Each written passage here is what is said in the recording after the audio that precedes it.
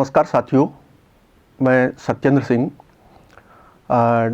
जैसा कि आप सबकी जानकारी में आ चुका है कि हमारे विद्यालयों में जो निःशुल्क प्रवेशित बच्चे अभी अध्ययन कर रहे हैं, उन सब का भौतिक सत्यापन सरकार द्वारा करवाया जा रहा है और ये सत्यापन 2 वर्ष का होगा, 2020-21 और 2021-22। तो इस भौतिक सत्यापन के लिए आपके यहाँ बहुत जल्दी ही सत्यापन दल पहुँचने वाले हैं। तो उस सब के लिए आपको किस प्रकार तैयारी करनी है, ये तैयारी के कुछ बिंदु मैं आपको बता देता हूँ, जिससे आपको काफ़ी मदद मिलेगी। सबसे पहले तो ये कि सत्यापन दल के आने से पहले आपको क्या क्या करना है। तो दलों का गठन हो चुका है और आपके विद्यालय में कौन सा दल लगाया गया है, अगर इसकी जानकारी प्राप्त करनी है तो सरकार का जो प्राइवेट स्कूल पोर्टल है, जिसको आप rajpsp.nic.in से सर्च करते हैं, उस पोर्टल के होम पेज पर ही जिला और ब्लॉक सेलेक्ट करके एक पूरी लिस्ट मिलेगी। उसमें से आप अपना विद्यालय सर्च कर लें और विद्यालय के नाम के आगे ही दल के दोनों सदस्यों के नाम और फ़ोन नंबर आपको मिल जाएंगे और उनका पदस्थापन भी मिल जाएगा। तो पोर्टल के होम पेज से आप आपके विद्यालय में लगाए गए दल की जानकारी प्राप्त कर सकते हैं। इसके बाद में उस दल से आपको संपर्क करना है और दल के साथ बात करके अपने विद्यालय में सत्यापन की तिथि को भी तय कर सकते हैं कि किस तिथि को सत्यापन किया जाना है। और अगर किसी कारणवश सत्यापन दल कहीं व्यस्त है और वो सत्यापन करने की स्थिति में नहीं है, तो उनसे पत्र को जिला शिक्षा अधिकारी कार्यालय में भिजवा दें और जिला शिक्षा अधिकारी कार्यालय के लॉगिन से दूसरा दल गठन हो जाएगा। इसके अलावा आपको अपने विद्यालय को लॉगिन करके और अंदर से सत्यापन प्रतिवेदन का प्रिंट लेना है और ये प्रिंट 2 अलग अलग होंगे, 2020-21 के लिए अलग और 2021-22 के लिए अलग। दोनों की 2-2 प्रतियां तैयार करके रख लें। इसके अलावा निरीक्षण प्रतिवेदन निकालने से पहले चाहे तो आप ये देख सकते हैं कि आपके फीस वाले बच्चे या सशुल्क बच्चे जो होते हैं, उनकी प्रविष्टि पूरी है कि नहीं है। अगर किसी कारणवश प्रविष्टि पूरी नहीं है तो क्लास 1 से 8 के फीस वाले बच्चों की एंट्री भी आप कर सकते हैं और अगर निरीक्षण प्रतिवेदन निकाल भी लिया है तो आप दोबारा प्रिंट ले लें, कोई बच्चा छूटे नहीं, फीस वाला भी, क्योंकि फीस वाले बच्चों के आधार पर ही निःशुल्क सीट की संख्या तय होती है, इसलिए उनकी पूरी प्रविष्टि होना जरूरी है। इसके अलावा जब ये प्रतिवेदन निकल जाए तो जो बच्चे निःशुल्क अध्ययनरत हैं, उन सभी बच्चों के आवेदन पत्र और उनके संलग्न दस्तावेज ये भी सभी तैयार करना प्रारंभ करते हैं। इस पे आप ये देखें कि जो नवप्रवेशित बच्चे हैं, नवप्रवेशित बच्चों के 3 डॉक्यूमेंट देखे जाते हैं। एक तो उनके निवास के संबंध में लिया गया प्रमाण पत्र, इसके अलावा आयु के संबंध में लिया गया प्रमाण पत्र और इसके अलावा वीकर सेक्शन या डिसएडवांटेज ग्रुप, मतलब दुर्बल वर्ग या असुविधाग्रस्त समूह किस आधार पर तय हुआ है, उसका प्रमाण पत्र। तो उसमें से अगर वीकर सेक्शन या दुर्बल वर्ग का बच्चा है तो उसका आय प्रमाण पत्र आएगा और अगर वो असुविधाग्रस्त समूह जैसे SC, ST या CWSN का विद्यार्थी है तो उसका वो जाति का प्रमाण पत्र या CWSN प्रमाण पत्र आएगा। तो नवप्रवेशित हर बच्चे के 3 डॉक्यूमेंट पहले से तैयार करके रखें और वो आवेदन पत्र के साथ में अभिभावक ने संलग्न करके आपको दिए होंगे। इसमें विशेष सावधानी ये बरतनी है कि आवेदन पत्र के पेज 2 पर जब वो ऑनलाइन फॉर्म भरे जाते हैं तो उसी समय दस्तावेज का चयन किया जाता है। तो जो दस्तावेज का अभिभावक ने चयन किया है वही दस्तावेज होना जरूरी है, चाहे वो निवास के संबंध में हो और चाहे आयु के संबंध में। इसके अलावा आय के प्रमाण पत्र में विशेष सावधानी ये है कि आय के प्रमाण पत्र वर्तमान में जो बच्चे आ रहे हैं उनके तो 2.5 लाख से कम आय का प्रमाण पत्र, और पुराने जो बच्चे हैं उनमें से कुछ बच्चे 1 लाख के आधार पर उस समय लिए गए थे। वार्षिक आय 1 लाख या इससे कम होनी चाहिए, और उससे भी पहले कुछ बच्चे 2.5 लाख से कम आय के आधार पर लिए गए थे। तो ये देख लें कि किस ईयर के बच्चे किस आय के आधार पर लिए गए हैं, वही प्रमाण पत्र हमें चाहिएंगे। जैसे अगर कोई बच्चा 1 लाख के आधार पर आया है तो अब उसका इनकम का सर्टिफिकेट 1 लाख से कम का ही चाहिए। तो ये 3 बार बदलाव हुआ है, तो आपके पास में आवेदन में ये सब पहले से प्रिंट है, तो आय का प्रमाण पत्र उसी आधार पर प्राप्त कर लें। इसके अलावा आप अपने विद्यालय के बच्चों के जो उपस्थिति रजिस्टर हैं और एसआर रजिस्टर हैं, इसको तैयार करके रखें। एसआर रजिस्टर में कई बार कन्फ्यूज़न होता है कि आरटी के बच्चों का एसआर रजिस्टर अलग और फीस वाले बच्चों का एसआर रजिस्टर अलग। ऐसा नहीं होता, एक विद्यालय में एसआर रजिस्टर केवल एक होता है, चाहे वो बच्चा निःशुल्क प्रवेशित हो और चाहे फीस के आधार पर आया हो। तो एक ही एसआर तैयार रखें, और पुराने समय में अगर कोई इस प्रकार की गलती हो भी गई हो तो उसको जैसा है वैसा ही चलने दें, लेकिन इस समय नए बच्चों का रजिस्टर एसआर का एक ही होगा। अटेंडेंस रजिस्टर में भी कुछ कन्फ्यूज़न हो सकता है, तो आप ये देख लें कि कोरोना की अवधि में जितने समय तक उनकी ऑनलाइन क्लास थी है तो वो रजिस्टर में ऑनलाइन लिख दें, और जब से वो फिजिकली आना शुरू हुए हैं उस समय से उनकी फिजिकल अटेंडेंस लगा दें। और स्कूल का मान्यता प्रमाण पत्र सबके पास होता ही है, कोई सा एक मान्यता प्रमाण पत्र भी साथ में रखें, क्योंकि सत्यापन दल केवल ये देखता है कि विद्यालय मान्यता प्राप्त है या नहीं। तो सभी मान्यता प्रमाण पत्रों की कोई आवश्यकता नहीं होगी, केवल कोई भी एक लेटेस्ट जो भी आपका मान्यता प्रमाण पत्र है वो सफिशिएंट है। इसके अलावा बच्चों को आपने अध्ययन के लिए वर्कबुक या पाठ्यपुस्तक जो भी उपलब्ध कराई हो वो थोड़ा सुनिश्चित कर लेना, क्योंकि दल इस बारे में आपसे जानकारी प्राप्त करेंगे कि बच्चों को पढ़ने के लिए वो सामग्री उपलब्ध कराई या नहीं कराई, निःशुल्क बच्चों के लिए। इसका फीस वाले बच्चों से कोई भी लिंक नहीं है। फीस की गणना के लिए आपसे दल 3 चीज़ें मांग सकते हैं, वो है रसीद बुक, कैश बुक और पासबुक। तो पासबुक में कई बार एंट्री नहीं होती तो वो कैश में भी रहता है, तो वो कैश बुक में उस राशि को कैश में शो कर दें। लेकिन फीस की गणना के लिए ये कुछ डॉक्यूमेंट की ज़रूरत पड़ेगी, क्योंकि फ़ीस भी एक मुश्त नहीं आती है, कई बार टुकड़ों में आती है। लेकिन जो भी आपके पास में फ़ीस आई है उसको रसीद बुक और कैश बुक में ज़रूर दर्शा दें। ये डॉक्यूमेंट भी तैयार करके रखें।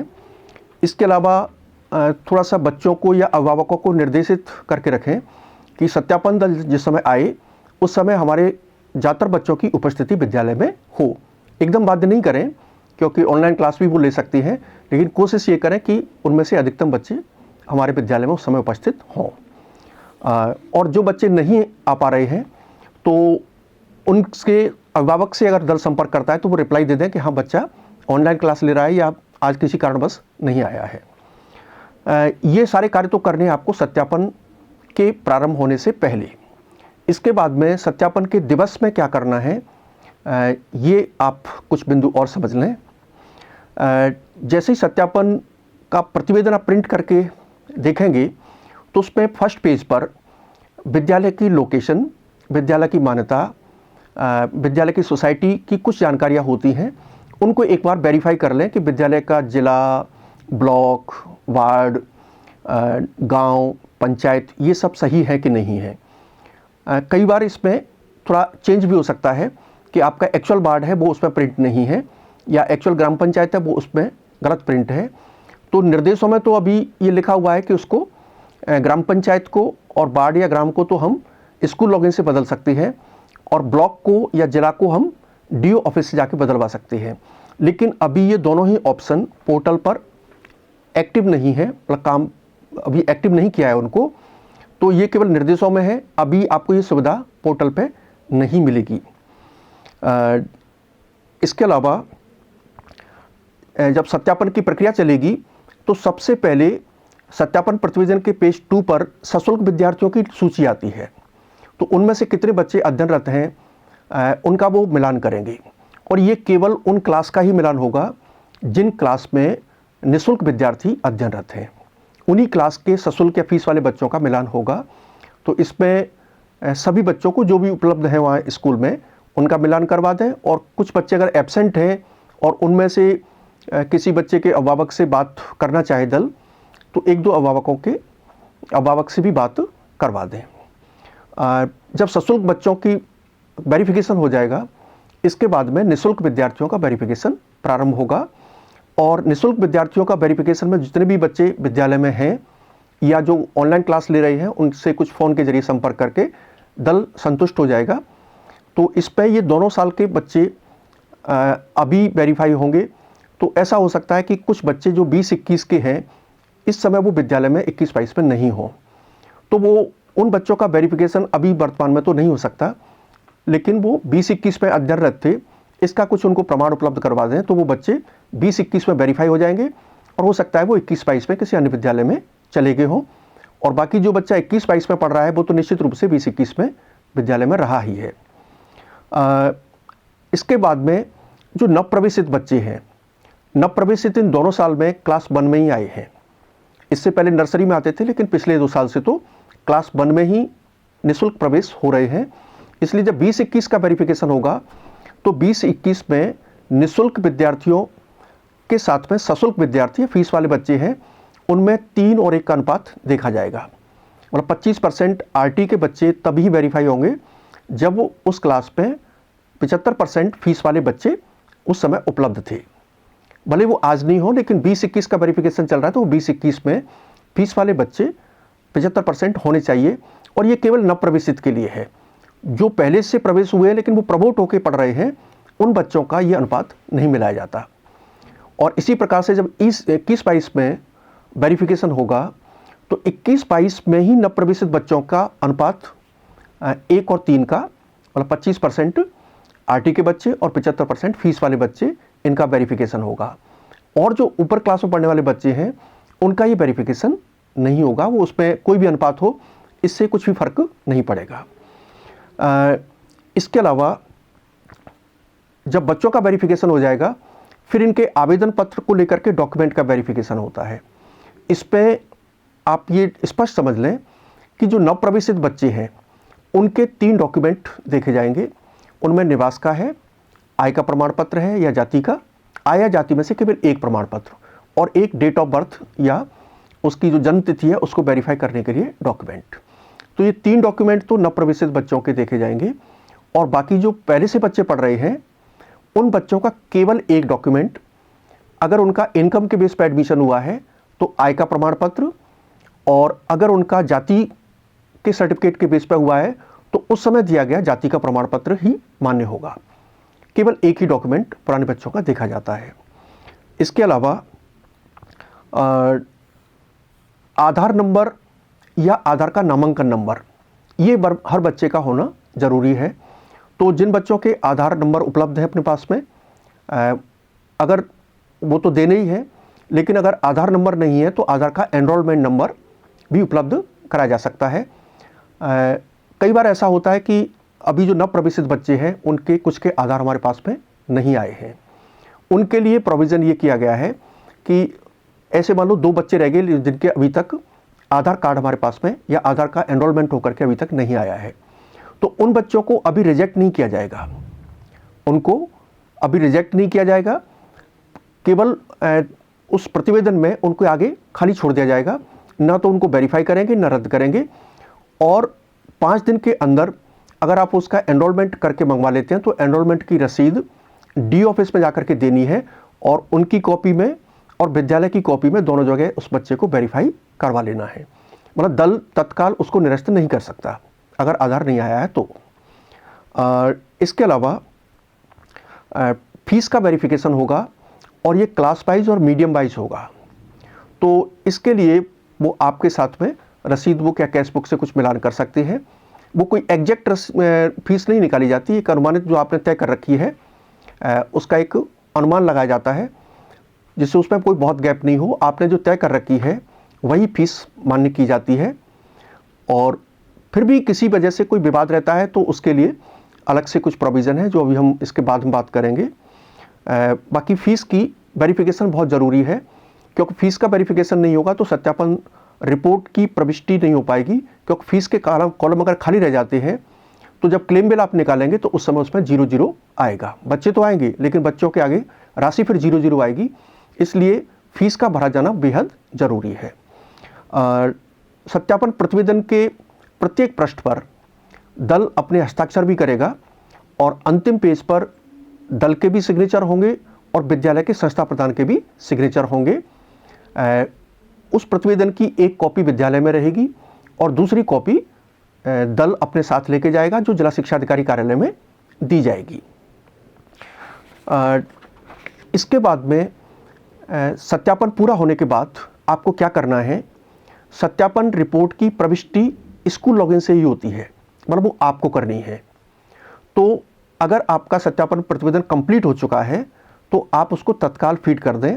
हालांकि विभाग ने उसके लिए 5 दिन का समय दिया है, लेकिन आप 5 दिन का इंतजार नहीं करें, उसको तत्काल ऑनलाइन फीड कर दें और उसको लॉक कर दें। और अगर किसी बच्चे को अभी आधार की वजह से हमने उसको ना तो कैंसिल किया है और ना ही कन्फर्म किया है, तो 1-2 दिन में उसका आधार का एनरोलमेंट करवा के उसका नंबर उसमें भर दें डी ऑफिस से वेरीफाई करा के, और इसके बाद में सत्यापन रिपोर्ट को आप लॉक कर दें। इस पे कई बार और समस्या हो जाती है, जैसे दल ने जो रिपोर्ट दी है उससे आप सहमत नहीं हैं, तो उस स्थिति में ये प्रोविज़न पहले से ही किया गया है कि विद्यालय अपनी परिवेदना जिला शिक्षा अधिकारी को दे दें। जिला शिक्षा अधिकारी में पहले से ही विशेष सत्यापन दल बने हुए, गठित किए हुए होते हैं, जिनकी जिम्मेदारी है कि वो स्वयं जाकर के इस विद्यालय का सत्यापन करें जिससे परिवेदना प्राप्त हुई है। तो अगर दल के साथ आप सहमत नहीं हैं उसकी रिपोर्ट से, तो चाहे तो कंडीशन लिख करके कि इन चीज़ों पर मैं संतुष्ट नहीं हूँ, आप साइन कर सकते हैं, या फिर आप साइन नहीं करें, लेकिन परिवेदना जिला शिक्षा अधिकारी में कार्यालय में निश्चित रूप से पहुँचा दें। और इसके बाद में फिर ये होगा कि जिला शिक्षा अधिकारी कार्यालय अपनी दूसरी प्रति से आपकी रिपोर्ट का ऑनलाइन मिलान करेगा। अगर वो पूरी सही मिलती है तब वो उसको वेरीफाई कर देंगे, और अगर वो उसका पूरा मिलान नहीं होता तो वो कैंसिल कर देंगे, और कैंसिल कर देंगे तो आपको दोबारा करेक्ट करके ऑनलाइन दोबारा लॉक करनी है। तो ये भी ध्यान रखें कि एक बार आपने लॉक कर दिया इसका मतलब ज़रूरी नहीं कि वो वेरीफाई हो चुकी है। जब तक डी ऑफिस से वेरीफाई नहीं हो जाए तब तक कभी भी कैंसिल हो सकती है, और अगर वो कैंसिल पड़ी रह गई तो फिर आपका क्लेम बिल नहीं बनेगा। इसलिए आपके पार्ट पर आपके लॉगिन से उसका लॉक होना बहुत ज़रूरी है। धन्यवाद। इन जानकारियों का आप अपने विद्यालय में ज़रूर उपयोग करेंगे, ऐसी मेरी आशा है।